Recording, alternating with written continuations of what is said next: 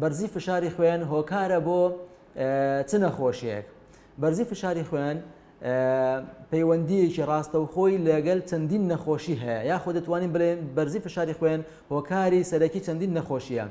بۆ نمونە یەکەم هۆکارە بۆ پەککەوتنی دڵ، هۆکارە بۆ جەڵتەی دڵ، هۆکارە لە بۆ جەڵتەی مێشک، هەروەها هۆکارە لە بۆ پرخەپرخ و کەمچوون ئۆکسجین لە بۆ مێشک.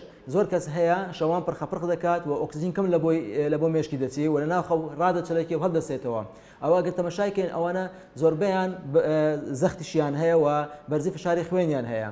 هەروەها بەرزی فشاری خوێن هۆکارێکە لە بۆ دڕان یاخود تەمەزوقی شاخوێنبەر کە پێ دەڵێن ئۆرتیک دایسێکشن، و هەروەها پەککەوتنی گورچیلە و لە کارکەوتنی گورچیلە.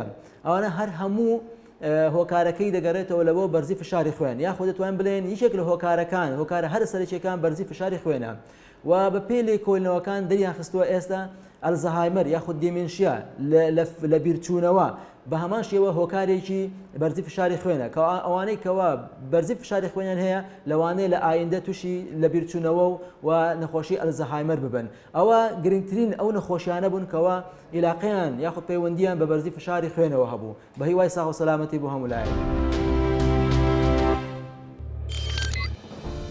میهرەبانی، دڵسۆزی و لێزانی.